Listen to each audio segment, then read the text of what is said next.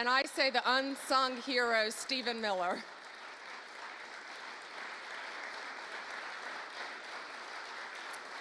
On stage, we have, this is 180 kilograms, it represents, not real, of fentanyl, okay? So this is fentanyl.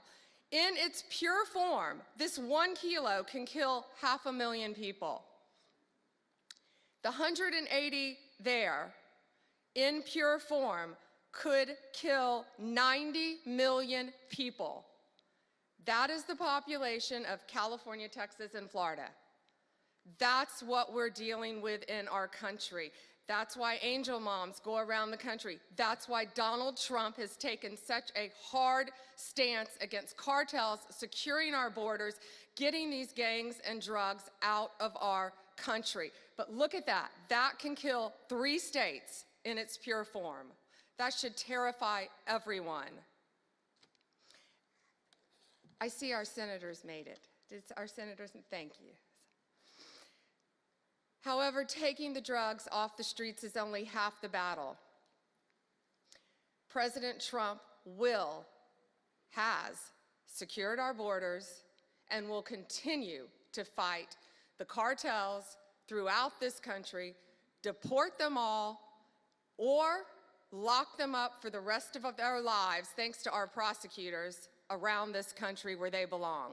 Under the last administration, cartels, criminals, they freely walked in and out of our country with impunity. No longer. Under Donald Trump, they live in fear, and they better live in fear because we're coming after all of them. I am so proud to have a team with Emil and Todd and all of our great team. And we all work for the greatest president in the history of our country. We are so proud to work at the directive of Donald Trump. It is, he will never stop fighting for us, and we will never stop fighting for him and for our country. It is an honor to welcome to the Department of Justice the 45th and the 47th Presidents of the United States.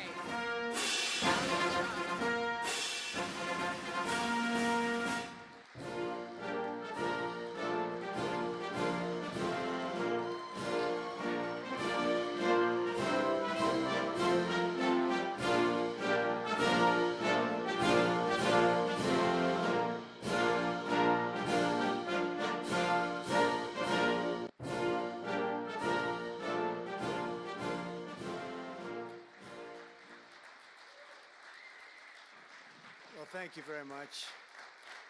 Thank you. Thank you, Pam, very much. What a job you're doing. And it's a true honor to be with you today. This is a storied hall, if there ever was one. And based on the crowd, I think we broke the all-time record.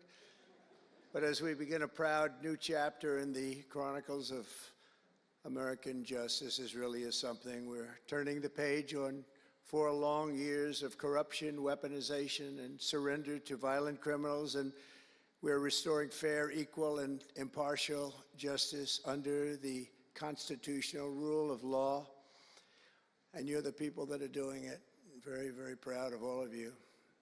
Under the Trump administration, the DOJ and the FBI will once again become the premier crime-fighting agencies on the face of the earth.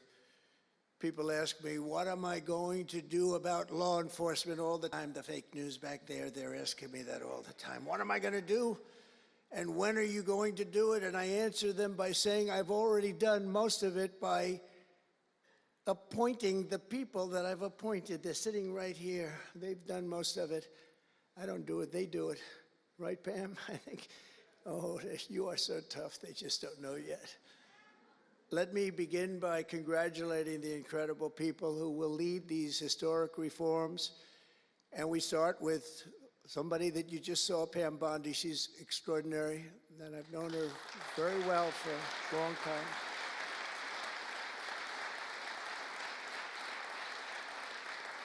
I watched her for a long time in Florida, for years in Florida, and highly experienced. She seems so young, but she's highly experienced, that I can tell you. She was a phenomenal Attorney General in Florida, and she's going to do a really amazing job. Also, our new director of the FBI, Kash Patel. Kash, right. A man that I'm very proud of. I've known him and Emil for a long time under tremendous pressure. I saw these guys under some of the most corrupt judges it's not even imaginable how corrupt they were. And these guys never wilted. They were not shy. They fought. They weren't afraid, and they were brilliant. Deputy Attorney General Todd Blanche and Principal Associate Deputy Attorney Beauvais, and thank you both very much. Right. Great people. They're great people. The Chief of Staff, who's so highly respected, Chad Mizell. Thank you, Chad. Chad?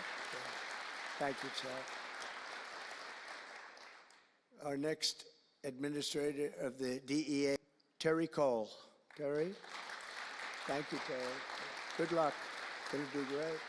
Senior counsel to the Assistant Attorney General for Civil Rights. Boy, I've been watching him on television last couple of weeks. He is really a tough one, and he's a great one. Leo Terrell, you watch how good he's going to be. He's going to be so good. Thank you, Leo. Great guy. Assistant Attorney General of the Antitrust Division, who's got an incredible reputation. She'll do very, very well. Gail Slater. Thank you, Gail. Good luck. Great job. Now, we're joined by many, many great friends and terrific friends, and I won't be able to, too many to name, but some that I just see very quickly. General Flynn, thank you for being here. Here's a man who went through hell, by the way, and he shouldn't have. He's a patriot. He went through hell. We're also pleased to be joined by Senator Chuck Grassley and House Majority Whip. Where's Chuck? Hi, Chuck. House Majority Whip Tom Emmer. Tom, great job you're doing. Representative Guy Reschenthaler, one of the toughest names to say, but I got it perfectly, I think. And State Attorney General Ken Paxton, thank you very much. Thank you very much. Somebody who was with us early on, and she's really become a big star and very popular, Brenna Bird. Thank you, Brenna. Thank you very much. Steve Marshall, Alan Wilson, James Othermeyer, Chris Carr, Dave Sunday, Marty Jackley, as well as White House Deputy Chief of Staff, Stephen Miller. What a man Stephen is. Become a big star. Right, Emil? Steve Miller. Steve has been something very special.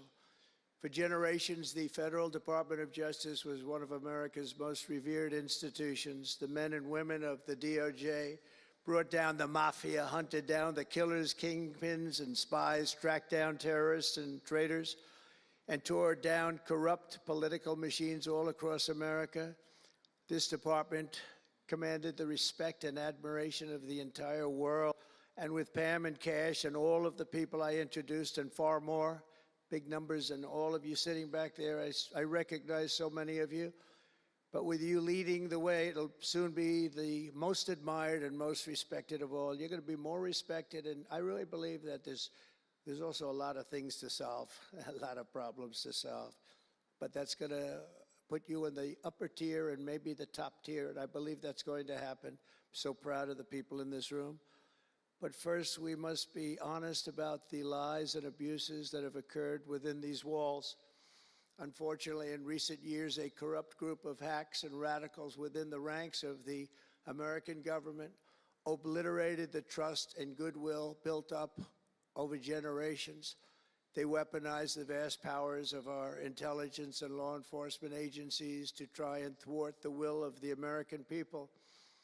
You remember the 51 intelligence agents that said, as an example, that Hunter Biden's laptop from hell came from Russia when they knew it came right from his bedroom. They knew that. It was a big lie, and they knew it so well. They spied on my campaign, launched one hoax and disinformation operation after another, broke the law on a colossal scale, persecuted my family, staff, and supporters, raided my home, Mar-a-Lago, and did everything within their power to prevent me from becoming the President of the United States. With the help of radicals like Mark Elias, Mark Pomerantz, and these are people that nobody's ever seen anything like it.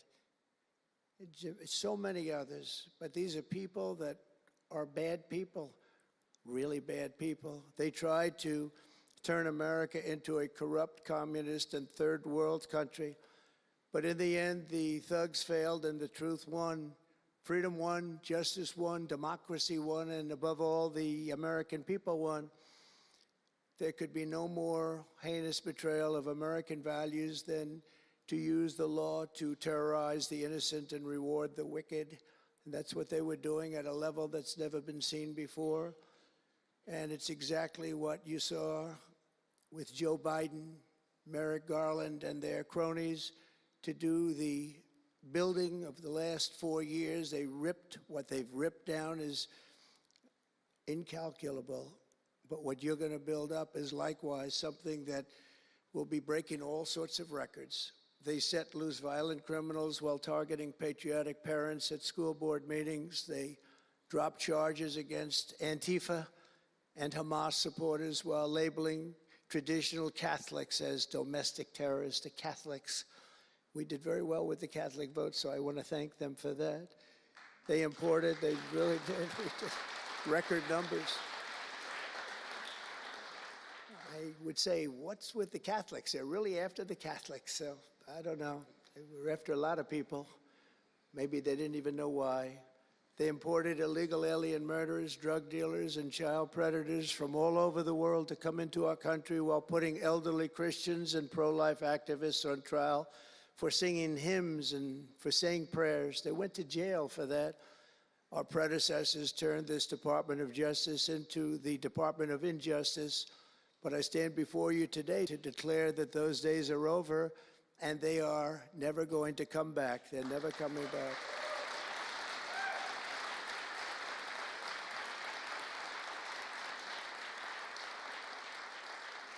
So now, as the chief law enforcement officer in our country, I will insist upon and demand full and complete accountability for the wrongs and abuses that have occurred. The American people have given us a mandate like few people thought possible.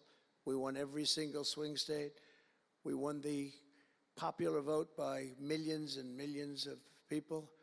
We won districts, 2,750.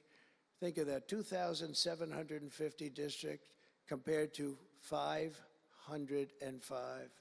So we won it at levels that have, I don't believe, ever seen before. That's the one where you see the map of the United States and it's all red. Red for Republican, not for communist. Red for Republican. They would like it to turn red for communist, but it didn't work out that way. The American people have given us a mandate and really just a far-reaching investigation is what they are demanding into the corruption of our system. And that's exactly, I'm sure, what Pam and Cash and everyone else mentioned here and not mentioned is going to be doing. We will expel the rogue actors and corrupt forces from our government. We will expose and very much expose their egregious crimes and severe misconduct, of which was levels you've never seen anything like it. It's going to be legendary. It's going to also be legendary for the people that are able to seek it out and bring justice. We will restore the scales of justice in America, and we will ensure that such abuses never happen again in our country. And that's why on day one I signed an executive order banning all government censorship and directing the removal of every bureaucrat who conspired to attack free speech and many other things and values in America. My administration stripped the security clearances of the disgraced intelligence agents who lied about Hunter Biden's laptop from hell. We revoked the clearances of deranged Jack Smith, Alvin Bragg, Letitia James and the crooked law firms that aided their partisan persecutions. And I went through it. These are state and city courts, and the corruption is unbelievable. We also terminated the clearances of the Biden crime family and Joe Biden himself. He didn't deserve it. In fact, he was essentially found guilty, but they said he was incompetent, and therefore let's not find him guilty, I guess. Nobody knows what that ruling was, but I didn't want any part of it. I think I would have rather been found guilty than what they found with him.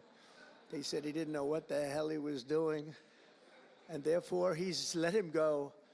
I said, you know, I'd rather be convicted, Pam, I think, than that. That was not good. I said, please convict me, don't say that. I pardoned hundreds of political prisoners who had been grossly mistreated. We removed the senior FBI officials who misdirected resources to send SWAT teams after grandmothers and J6 hostages. And it was a great honor for me to fire, I will tell you this, a great honor to fire James Comey. A great, great honor. That was nothing. There was no better day. A lot of people said, oh, that's too bad you did that. And they said that's going to be, and you know what? A year later, they said that actually saved the administration, because the level of corrupt things that we learned after that turned out to be that they were doing, in fact, really bad things. He was a terrible person, did terrible things, and persecuted people, and all in the guise of being an angel, but he wasn't an angel. We created a brand new DOJ task force and anti-Christian bias. And under Director Patel, we're getting the FBI agents out of the headquarters in Washington, D.C., and back on the streets in pursuit of dangerous criminals where they belong and where they want to be. And, you know, you have that big FBI building, and it's a very big building, and they were going to build an FBI headquarters 3 hours away in Maryland, a liberal state, but that has no bearing on what I'm about to say, but we're going to stop it. Not going to let that happen. We're going to build another big FBI building right where it is, which would have been the right place, because the FBI and the DOJ have to be near each other. That's one thing I did learn from this persecution. The FBI and the DOJ work together. Now, in my case, they work together for bad purposes, but they do. They were always together. So how can you have one that's 3 hours away? But one thing I said to Cash, well, we're going to get a great building built. It's going to be a magnificent building. He said, sir, we don't need that kind of room. I said, what do you mean? He said, I'm just going to take a old Department of Commerce building that's about 25% the size, and that's what I need. We're going to have the best staff that you've ever seen, and that's what I need. It's in a nice location, but I don't need that big building. Why don't you just sell the site to somebody, and we're going to be very happy. And they want to have far fewer people, but we also want to have them in D.C., and if for no other reason, we like having law enforcement walking the streets of our capital, because when the bad guys are out there and they see there's an FBI agent, that's the ultimate in law enforcement, and they're not going to be acting so bad. We're cleaning up our city. We're cleaning up this great capital, and we're not going to have crime, and we're not going to stand for crime, and we're going to take the graffiti down, and we're already taking the tents down, and we're working with the administration, and if the administration can't do the job, we're going to have to take it back and run it through the federal government. But we hope the administration is going to be able. So far, they've been doing very well. The mayor's been doing a good job. We said there are tents galore right opposite the State Department. They have to come down, and they took them down right away. And so far, so good. But we want to have a capital that can be the talk of the world. When Prime Minister Modi of India, when the President of France, and all of these people, the head of Prime Minister of United Kingdom, they all came to see me over the last week and a half. And when they come in, I had the route run. I didn't want to have them see tents. I didn't want to have them see graffiti. I didn't want to have them see broken barriers and potholes in the roads, and we had it looking beautiful. And we're going to do that for the city. And we're going to have a crime-free capital. When people come here, they're not going to be mugged or shot or raped.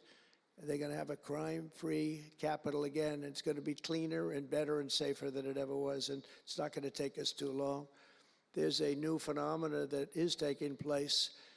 were these violent, vicious lawyers that we have all over. They play the ref. You know what playing the ref is? Like the great Bobby Knight, basketball coach. He'd scream and scream at the ref. He'd scream. I watched it. By the way, I love Bobby Knight because he endorsed me.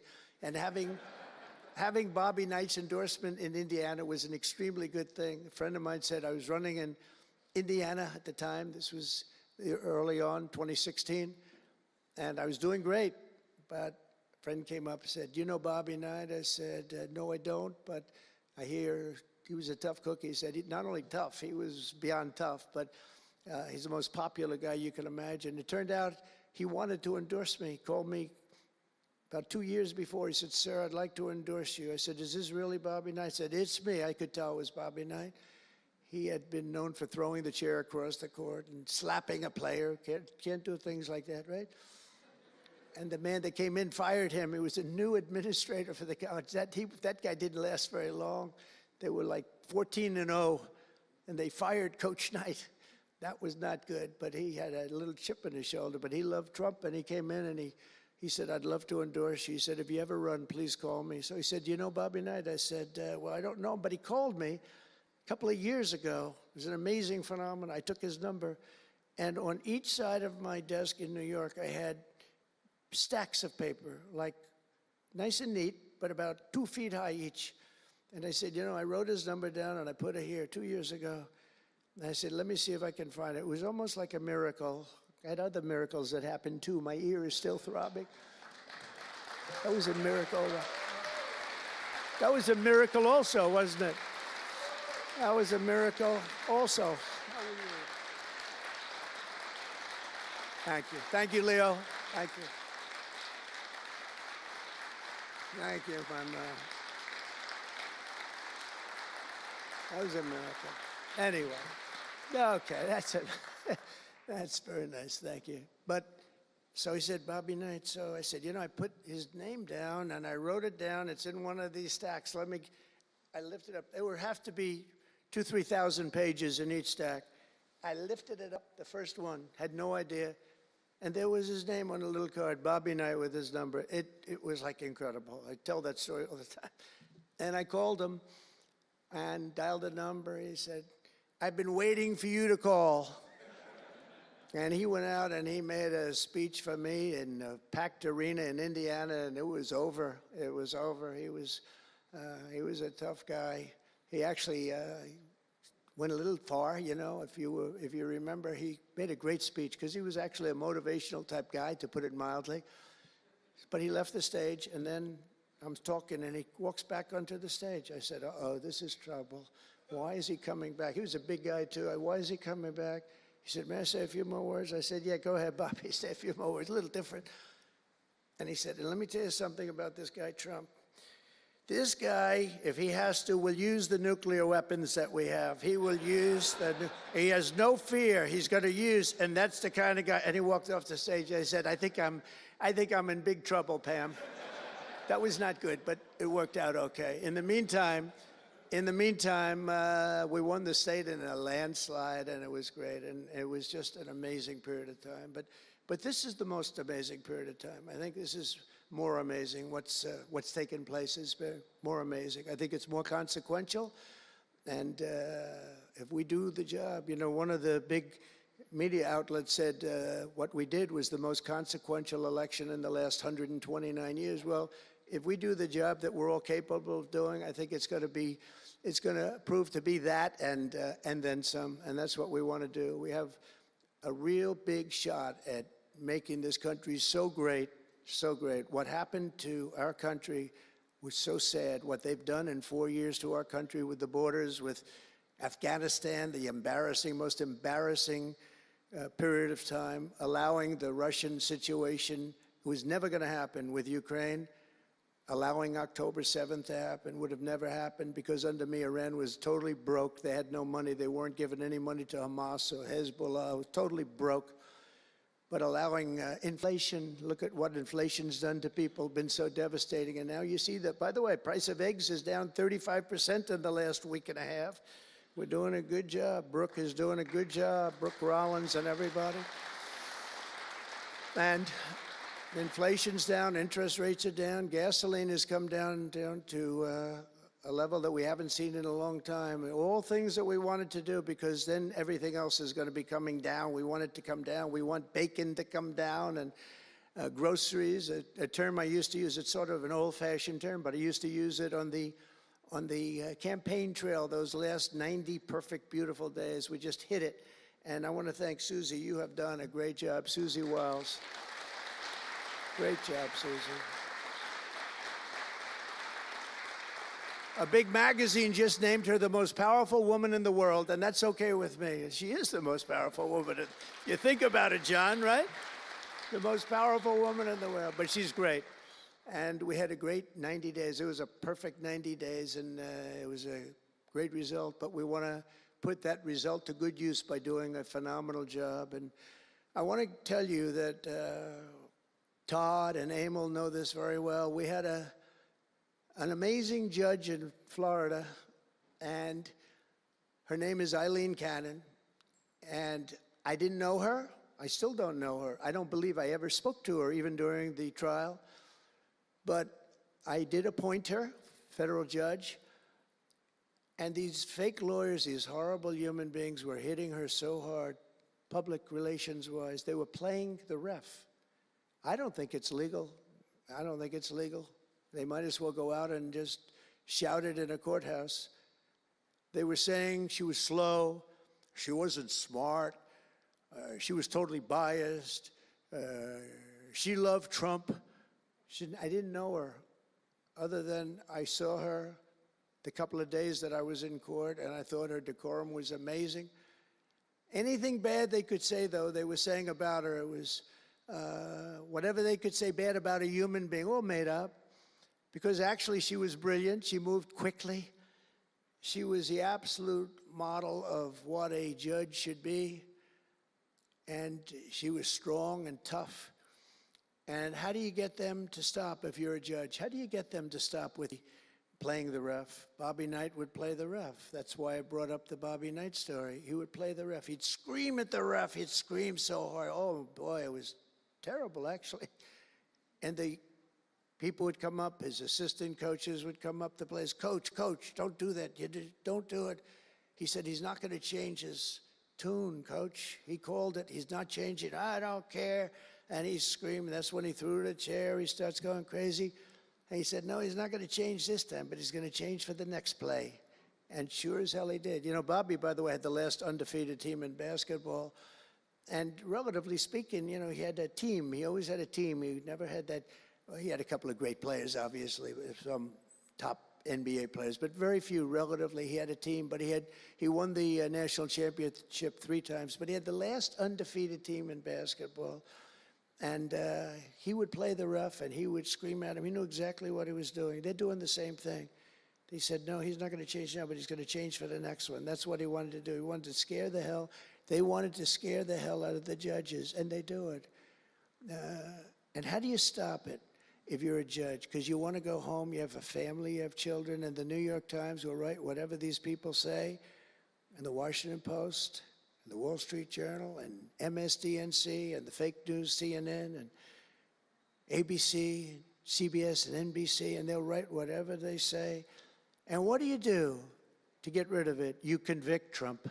All you have to do is be really tough on him and ultimately convict him, and they leave you alone. It's totally illegal what they do. I just hope you can all watch for it, but it's totally illegal. And it was so unfair what they were doing to her.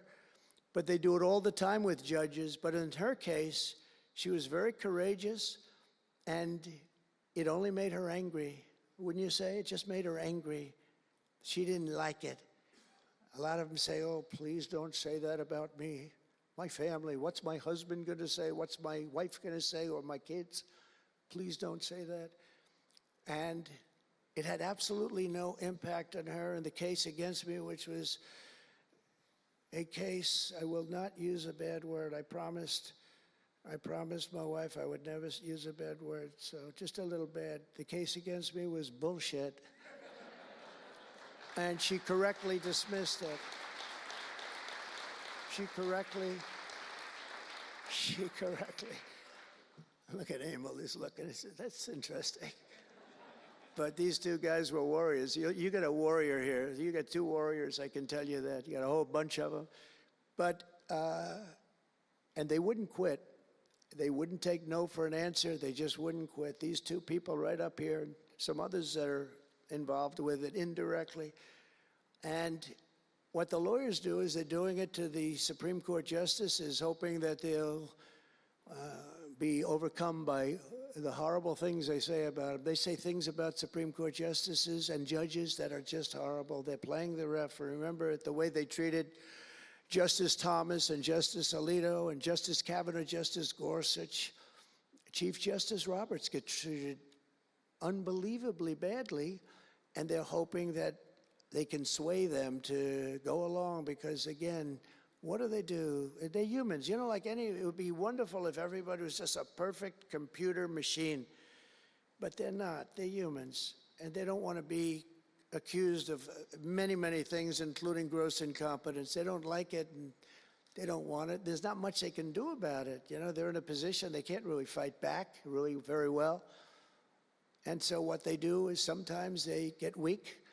I would say a majority, maybe, of the times. That's why I'm so impressed with Judge Cannon in Florida, how strong she was, how she held up. It actually made her more resolute than anything I've seen. I mean, it was amazing because they were hitting her so hard. It was so sad to watch this. But it's sad what they do to other judges. It's very sad what they do to the Supreme Court. And a lot of the judges that I had, if you look at them, they take tremendous abuse in the New York Times and the Washington Post, all of the different networks. They take such abuse. And honestly, very simply, they're afraid of bad publicity. They don't want bad publicity. And it's truly interference, in my opinion, and it should be illegal, and it probably is illegal in some form. There's no difference than speaking to a judge or shouting to a judge or doing whatever you have to do in a courthouse. They're doing it behind the back. They're usually doing it anonymously. They're saying anonymously, off the record, the judge is no good, but everybody knows where it's coming from. And it's totally coordinated. It's a campaign, and it's by the same scum that you have been dealing with for years, like guys like Andrew Weissman, deranged Jack Smith. There's a guy named Norm Eisen. I don't even know what he looks like. His name is Norm Eisen of Crew. He's been after me for 9 years. Now, Crew is a charitable organization. And the reason I'm saying this, Todd, is I'm only going to get one chance to say this. But these are bad people. I don't know who he is. I don't know what he looks like. But everything I read is Norm Eisen of Crew. And Crew is a charitable organization. And that's a political thing. His sole life is to get Donald Trump. And he's been vicious and violent, and he's trying, and he probably had pretty good success over the years. But with me, how did he do? I think I'm president. Am I here because I'm president? But we had to take all of that abuse. Even during the trials, we had to take tremendous abuse. Like, you know, these wonderful guys, they're not legitimate people. They're horrible people. They're scum. And you have to know that. And you're going to have these cases where you can't allow yourselves to be deflected. You just can't let it happen. You have such a higher calling. And I believe that CNN and MSDNC, who literally write 97.6% bad about me, are political arms of the Democrat Party. And in my opinion, they're really corrupt and they're illegal. What they do is illegal. It makes no difference how big a victory I had. I can have the biggest victory in history. It makes no difference what kind of a failure the other side has.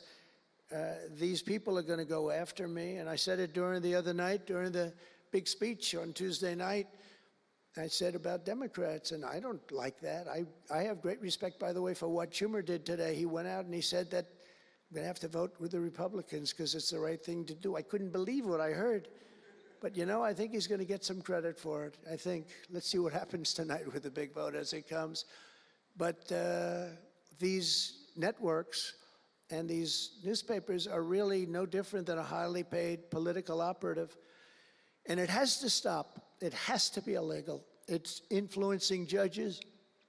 and it's really changing law, and it just cannot be legal. I don't believe it's legal, and they do it in total coordination with each other, and everything we do, we're restoring law, restoring order, and restoring public safety in America. That's what we want to do. And we're bringing honor and integrity and accountability back to the highest levels of the FBI, DOJ, and throughout our government. We're bringing our country back faster than anyone ever thought possible. We're working so hard at doing it, and we want fairness in the courts. The courts are a big factor. The elections, which were totally rigged, are a big factor. We have to have honest elections. We have to have borders, and we have to have courts and law that's fair. Well, we're not going to have a country. Crooked Joe Biden got us into a real mess with Russia and everything else he did, frankly, but he didn't know about it, and he, generally speaking, signed it with auto pen, so how would he know? That auto pen is a big deal. I don't know, you know, they're having, who's doing this? So when my people come up, Will and all of the people, Steve, they come up and, sir, this is an executive order. They explain it to me, and, you know, 90% of the time I sign it, 99% of the time I say do it. But they come up and I sign it. But you don't use auto pen. It's, number one, it's disrespectful to the office. Number two, maybe it's not even valid because, you know, who's getting him to sign? He had no idea what the hell he was doing. If he did, all of these bad things wouldn't be happening right now. But we're going to get you back into a position, and we've already started. They say that we had the most successful first month of presidency. It's not a long time, but it's still a lot.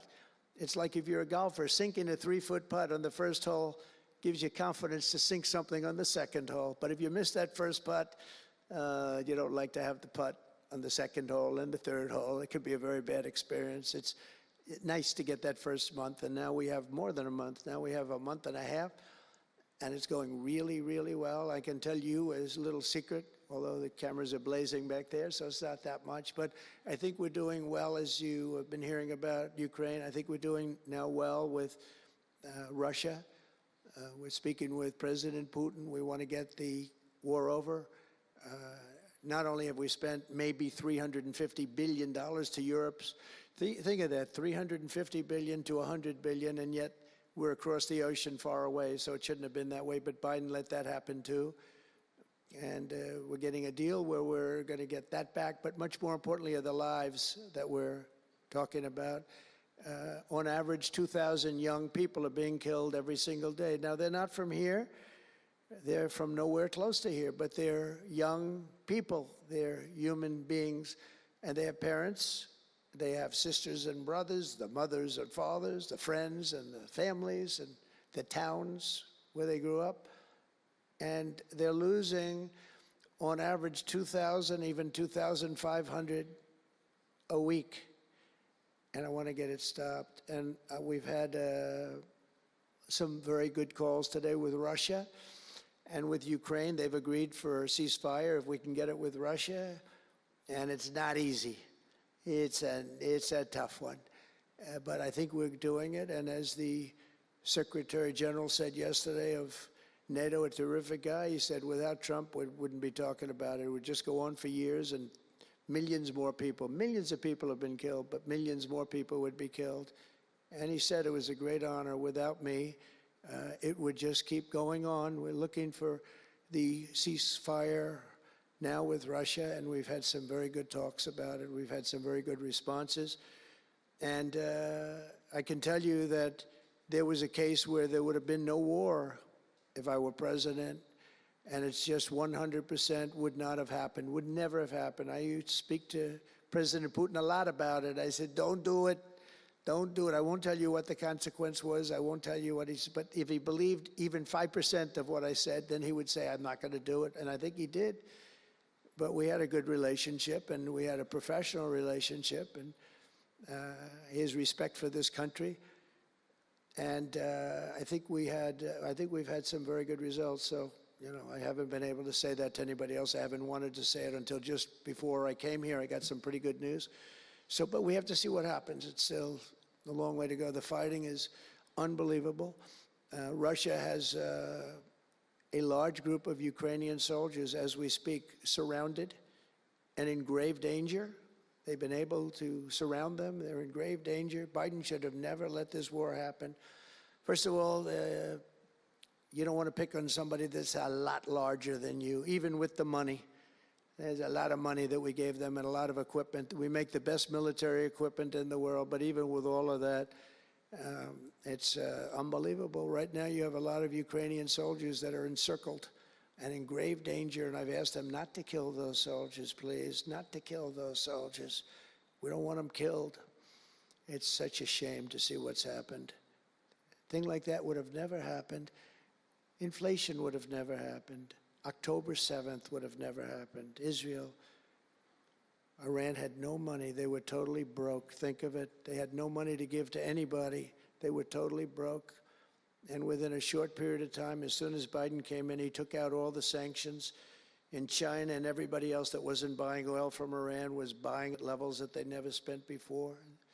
And it was a sad thing. And if you look at Afghanistan, that was probably what got Putin started, because when he looked at how horribly we looked, I think the most embarrassing day, not that we got out because we were getting out, I would have been out faster than them. I was the one that got it down to the right level. But we would have kept Bagram, the big Air Force base. We would have kept it. Right now, China occupies Bagram. The reason we would have kept it is because they were 1 hour away from where China has and builds its nuclear missiles and weapons. And they gave that up. At the dark of night, they left the lights on, and they left the dogs behind, by the way. A lot of people say, what about all the dogs? They had a lot of dogs, and they left the dogs behind. And what a shame, what a shame. The way we got out, I think it was the most humiliating time in the history of our country. The way it happened, not that we were getting out, because we wanted to get out, but we would have gotten out with dignity and strength. And what a difference a rigged and crooked election had on our country when you think about it. And the people who did this to us should go to jail. They should go to jail. So I just want to say God bless America, because we have to say God bless. We're lucky we're still here, frankly. And this whole thing could lead, I think we have it. I think we have it. But this could lead to World War III very easily. Could very easily lead to World War III, but I think we're in pretty good shape, a lot better than we were before we got involved, that I can tell you. That was heading into World War III territory, and that would have been a war like no other because of nuclear weapons and other types of weapons that people you don't even want to know about. But as many of you do know, well, we're focused on persecuting, and these people were really focused on persecuting Republicans. The last administration presided over the worst increase in violent crime in our country in many, many decades. We had levels of violence and crime, and a lot of it had to do with the illegal immigrants that came in. Remember when I used to complain about it? Because I knew how tough they were, how mean they were. And they said, no, people that come into our country are all wonderful people. No, they're not wonderful. These are stone cold killers. These are killers they make our killers look nice by comparison. They make our killers look nice. These are rough, tough people with the tattoos all over their face. Historically speaking, I don't want to discriminate against anybody, but historically speaking, they're not going to be the head of any major bank that we know of. These are rough people. These are rough killer people, and they allowed them in by the millions. In major cities like New York, Chicago, and Washington, mothers can't walk their children to the park without fear of being shot or killed or raped or anything. Women can't ride the subway without worrying that a hoodlum will shove them onto the train tracks. In New York, it's happened twice in the last couple of weeks. They're standing there, a perfect Wall Street gentleman in one case, and another person who was a worker, good worker, electrician, gets pushed into a train going 45 miles an hour just prior to the train, not stopping, going to go through that. I know the stations very well. I used to take the subway. I used to feel safe. When I was young, I'd go to my parents would drop me off at the subway. I'd take the subway to my school. Can you believe it? Today, they wouldn't be doing that. And we want to get a country back maybe where you can do that again, Pam. But it's so sad to see what's taking place. Under the Biden regime, average monthly homicides increased by 14%. Property crime rose tremendously. Violent crime went up at least 37% that they know of. Rape soared by 42%. Car theft rose by 48%. And robberies surged to 63 to 100%. They don't even know what the number is. And I have no higher mission as President of the United States than to end this killing and stop this law-breaking and to making America safe again. And that's what you're all about in this room. We want to protect Americans, and we protect everybody that's in our country, American or not American. We want to have a safe and proud country. We're joined today by dozens of police officers, sheriffs and sheriff's deputies from all across the country. My message to these law enforcement heroes is simple. With me in the White House, you once again have a president who will always have your back, will always have your back.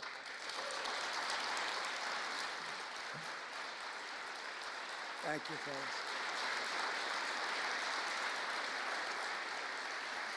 Thank you.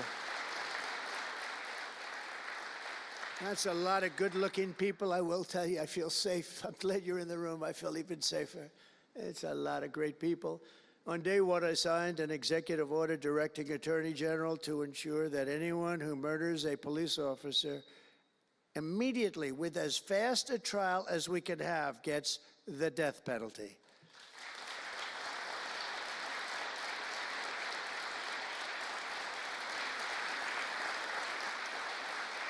And last month, I fired all the radical left pro-crime U.S. attorneys appointed by Joe Biden. There were so many that were bad, and I know there were some that were probably very good, but there were so many that were so bad and so evil, so corrupt.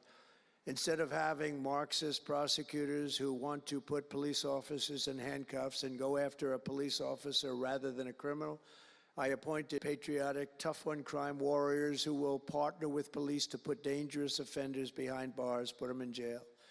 We're fully reviving 1033 program to provide state and local law enforcement with surplus military equipment, that we have so much of it. I did it in my last administration, and I remember Obama wouldn't do it. He wouldn't do it before me, would not do it, because he thought it made them look too strong, too military. I said, no, that's what I want them to look like. I want them to look strong. And it was protective, defensive equipment. We had billions of dollars. I gave it out, and now I'm going to have a chance to give it out again. They didn't want to do it with Biden. And Biden, why? I didn't, if they would have asked him, he wouldn't have been able to answer the question. He could never answer a question. They said my press conference yesterday was longer than all of Biden's press conferences put together for the last 4 years. And I don't know if that's true, but it was close. And perhaps most importantly, we're securing our border and repelling the invasion of America. We have, you see the numbers have come down. So, and Tom Homan and Christie have been incredible. Christie Noem, Secretary, she's done great. And Tom Homan is, I don't know if Tom Homan's here, but wherever he may be, I think he's chasing people out of our country. If he was here, I'd almost be disappointed. What are you doing, Tom? But he's a fantastic guy, and he's a brave guy. Over the past 4 years, other countries emptied out their prisons and jails, mental institutions, and insane asylums, and sent the killers, drug smugglers, and bloodthirsty inmates from the filthiest dungeons of the world straight into the USA. And open border. We had an open border policy. Anybody could come in, no matter what you were, no matter where you came from, no matter what you looked like. No matter what you were doing, no matter what you did, no matter how many people you murdered, you could come right into our country. We have murderers right now walking the streets. We're joined today by Tammy Nobles, whose 20-year-old daughter, Kayla, was attacked in her home 3 years ago, horrifically assaulted and strangled to death by an illegal alien MS-13 monster set loose into our country under the open border Biden regime. Kayla was one of countless American victims ripped away from their families by the open border policies of that administration. And we're also joined by Kayla's stepfather, Jeremiah, and several other courageous angel families here today. And I'd love you to all just stand up and take a bow, because you are incredible people. Please. Thank you.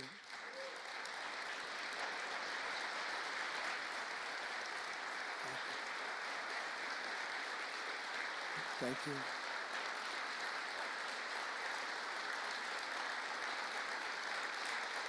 Thank you very much. Thank you. But I want you to know that we are working every day to expel these savages from our country and ensure that what happened to your loved ones will never happen again. So their legacy is going to be a great one. Thank you all very much. We appreciate it. On day one of my administration, I declared a national emergency on our southern border. In our first full month in office, we achieved the lowest level of illegal border crossings ever recorded, okay? Even lower than 4 years ago. For years, Democrats and the media kept saying that we needed new legislation. We had to have new legislation. We needed it immediately, and I never had legislation, and I had the best border in the history of our country for almost 4 years. And by the time I got out, we had the lowest numbers ever. My favorite chart of all time was brought down that day, and on that chart said we had the lowest numbers ever. But it turned out that we really didn't need new legislation. All you needed was a new president.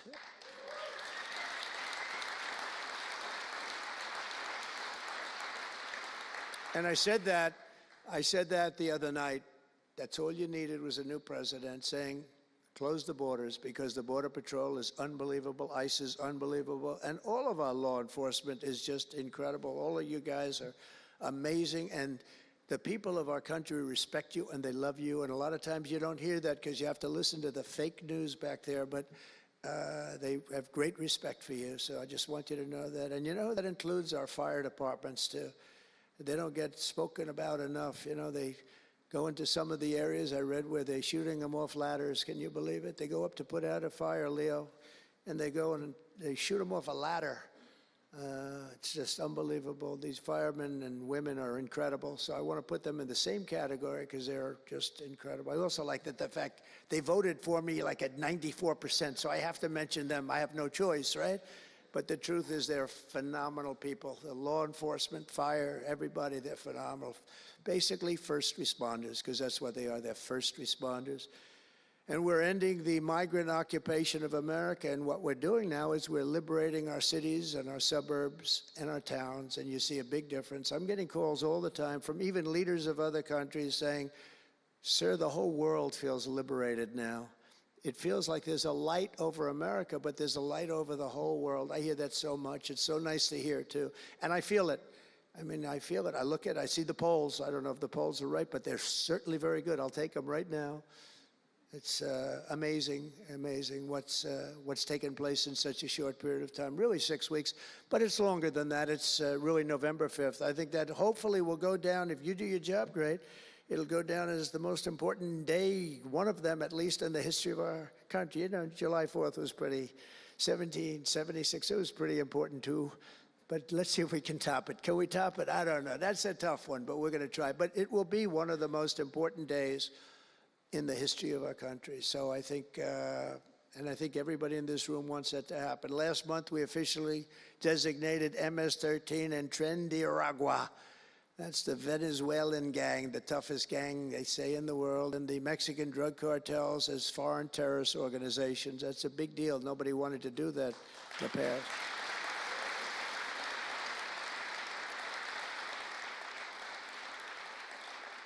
And by the way, we've caught hundreds of them, the Venezuelan gang, which is as bad as it gets. And you'll be reading a lot of stories tomorrow about what we've done with them. And you'll be very impressed, and you'll feel a lot safer, too, because they are a vicious group. They went into Colorado. They took over areas of Colorado. They sort of were like me. They were in the real estate business, but they didn't go out and get financing. They just took over a building and kept it.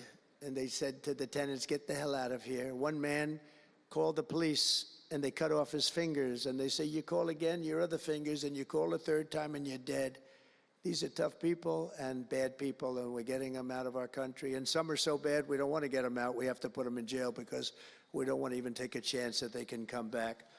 Thanks to our efforts, Mexico recently handed over 29 of the biggest cartel leaders, including the depraved kingpin charged with the 1985 murder of DE agent Kiki Camarena. And that was a big deal, if you know. They've been looking for this person for years, many years, and we got him. This evil killer will be now prosecuted to the fullest extent of the law, and we know that, well, it's let's put it this way, I have to be nice. It's a very strong case. We're stopping the criminals pouring across our borders at record levels, and we're also stopping the massive quantities of deadly drugs. In 2023 alone, drug overdoses killed more Americans in 12 months than they did during the entire decade between 1980 and 1990, so 10 times more, but it's much higher than that. More Americans died from fentanyl last year than died in the Korean War, or the Iraq War, or the Afghanistan War, all of them combined. That's why I've placed large tariffs on Mexico, Canada, and China, and they will remain in place until these deadly poisons stop pouring into our country. And I will tell you, as soon as I put on the tariffs on Mexico, Canada, and China, unbelievable results have been seen in the last few weeks. Unbelievable results. They weren't happy about it. You probably read they weren't happy, but they are working like hell to end it. They weren't working very hard before I did that. With us today is a brave mother and advocate, Ann Fundner, who lost her beautiful 15-year-old son, Weston, to fentanyl. And Ann, if you would, I'd like to ask you to come up and say a few words, please. Thank you.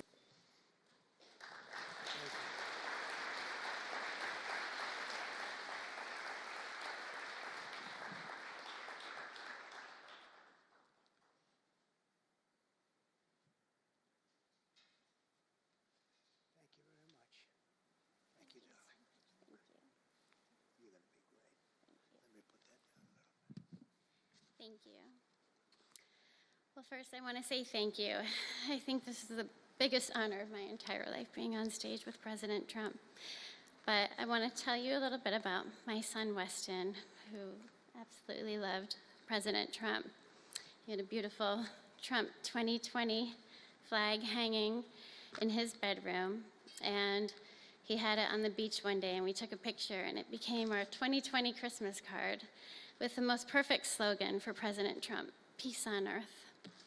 But what happened in the next 4 years would be devastational to our country and our safety of our children. And in 2022, Weston lost his life, a freshman in high school at the age of 15, from a single pill that took his life. The cartels were allowed to operate on American soil and took hundreds of thousands of American lives. And so we knew there was only one person that could save us from the devastation on our American soil, and that was President Trump. And so in 2024, we did the best thing that we could do to keep America safe again, and we elected President Donald J. Trump. Thank you. Thank you. Thank you.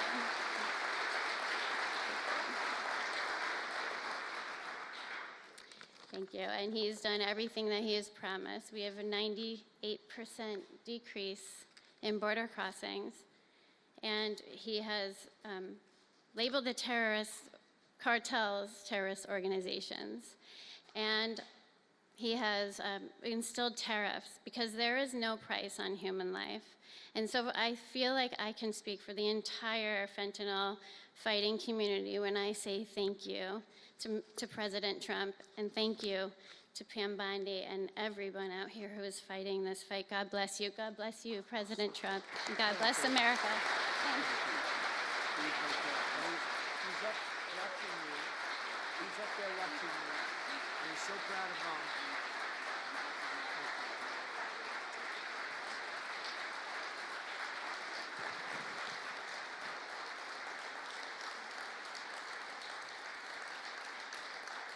Thank you, Ann, very much.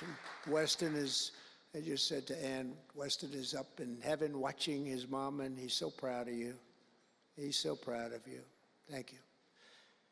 We're also joined today by a number of other American families who have lost loved ones to fentanyl, and I'd love you to just stand up for a second, and we want to acknowledge you, and also your daughters, your sons. They're looking down on you, and they're loving you like crazy. So thank you very much.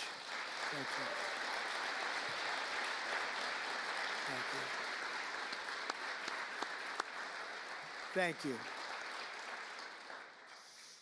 This department will not rest until we have ended the fentanyl epidemic in America once and for all. In less than 2 months since I took office, the DEA and FBI have seized nearly 1 million deadly doses of fentanyl, and that's just the beginning. At my direction and working with Pam and everybody else, we've launched an all-out war on fentanyl traffickers, and it's a war that we're going to win. We're going to win this war. I spoke with the president of Mexico, very nice woman, very fine woman, and I said, let me ask you, you're sending a lot of drugs into our country. We're not liking it at all. Can't do that.